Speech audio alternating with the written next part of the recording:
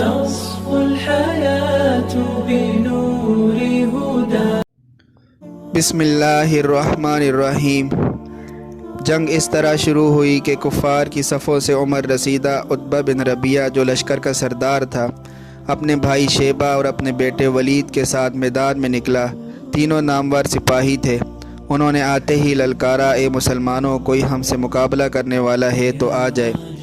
یہ سنتے ہی تین انصاری نوجوان معوذ، عوف اور عبداللہ بن رواحہ رضی اللہ عنہم آگے بڑھے۔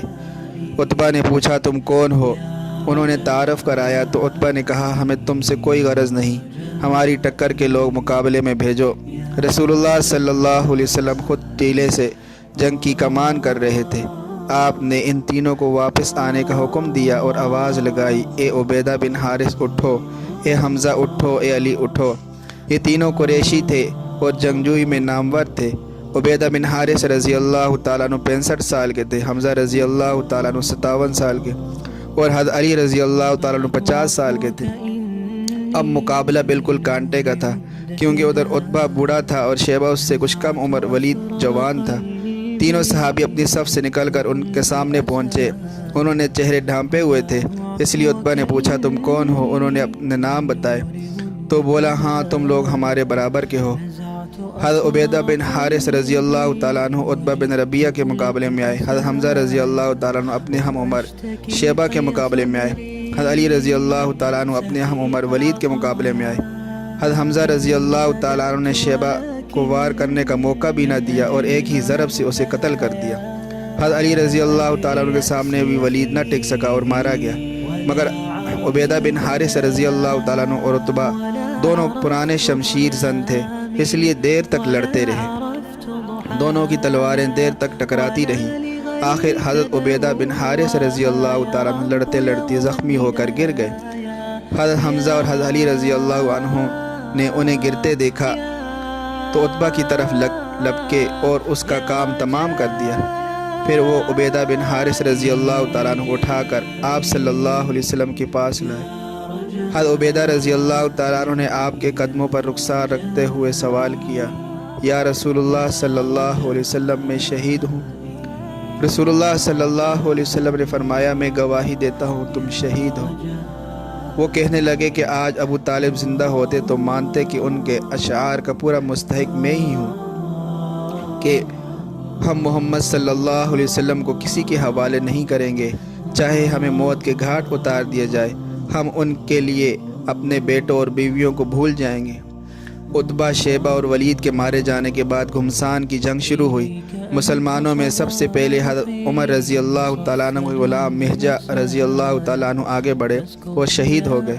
ادھر نبی کریم صلی اللہ علیہ وسلم نے مسلمانوں کو جوش دلاتے ہوئے فرمایا، اس ذات کی قسم جس کے قبضے میں میری جان ہے، جو شخص بھی آج ان مشرکوں کے مقابلے میں صبر اور حوصلے سے کام لے گا، پیٹ نہیں پھیرے گا، اللہ تعالیٰ جنت میں اسے جگہ عطا فرمائیں گے۔ کچھ صحابہ محفوظ دستے کے طور پر پچھلی صف میں رسول اللہ صلی اللہ علیہ وسلم کے قریب موجود تھے۔ ان میں عمیر بن حمام رضی اللہ تعالیٰ عنہ بھی تھے، جو ہاتھ میں کچھ کھجوریں لیے کھا رہے تھے۔ آپ صلی اللہ علیہ وسلم کے الفاظ سنتے ہی بول اٹھے، کیا میں ان میں شامل ہو سکتا ہوں؟ فرمایا تم انہی میں سے ہو۔ وہ بولے واہ واہ، تو میرے اور جنت کے درمیان اتنا سا فاصلہ ہے کہ کوئی مجھے قتل کر دے۔ یہ کہہ کر کھجوریں پھینک دی اور تلوار سوند کر دشمن کی طرف دوڑے چلے۔ لڑتے لڑتے کئی کو قتل کیا اور آخر میں خود بھی شہید ہو گئے۔ جنگ میں انصاری نوجوانوں کا جوش و خروش قابل دید تھا۔ دو انصاری بھائی معاذ بن عفرا اور معوذ بن عفرا نے، جو حضرت عبد الرحمن بن عوف رضی اللہ تعالیٰ عنہ کے پاس کھڑے تھے، ان سے پوچھا چچا کیا ابو جہل کو آپ پہچانتے ہیں؟ انہوں نے جواب میں کہا ہاں میں خوب پہچانتا ہوں، تمہیں ان سے کیا کام ہے؟ بولے سنا ہے کہ وہ رسول اللہ صلی اللہ علیہ وسلم کو برا بھلا کہتا ہے، اللہ کی قسم اگر وہ نظر آ گیا تو آج بچ کر نہیں جا سکتا۔ اسی وقت ابو جہل گھوڑے پر سوار اپنے ساتھیوں کو جوش دلاتا ادھر سے گزرا۔ عبد الرحمن بن عوف رضی اللہ تعالیٰ نے فوراً کہا وہ دیکھو ابو جہل وہ جا رہا ہے۔ یہ سنتے ہی دونوں لڑکے پیدل ابو جہل کی طرف لپکے۔ اسی دوران ایک اور انصاری معاذ بن عمر رضی اللہ تعالیٰ عنہ، جو پہلے سے ابو جہل کی طاق میں تھے، اس پر جھپٹ پڑے اور اس کی پنڈلی پر تلوار کا ایسا وار کیا کہ وہ کٹ کر گر گئی۔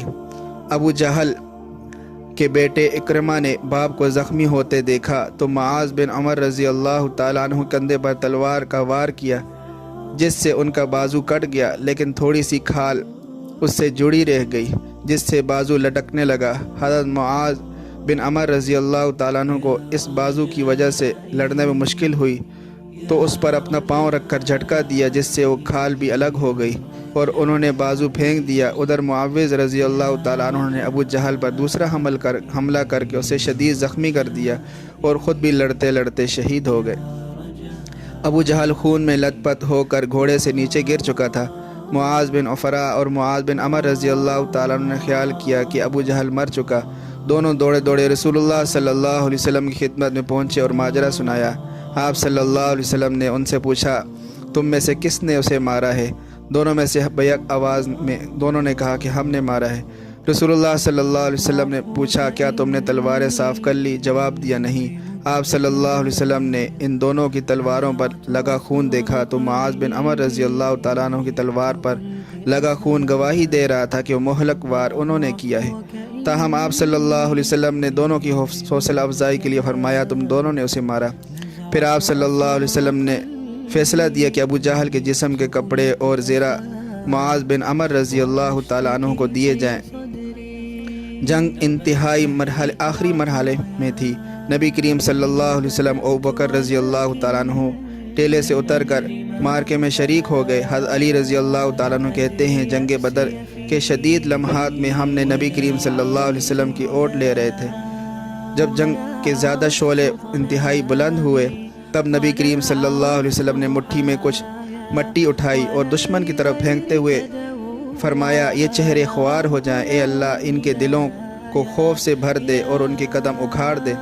اس کے ساتھ ہی آپ صلی اللہ علیہ وسلم نے صحابہ کرام کو فیصلہ کن حملے کا حکم دیا۔ اللہ تعالیٰ نے قرآن کریم میں اس واقعے کی طرف اشارہ کرتے ہوئے فرمایا، وَمَا رَمَيْتَ إِذْ رَمَيْتَ وَلَكِنَّ اللَّهَ رَمَى۔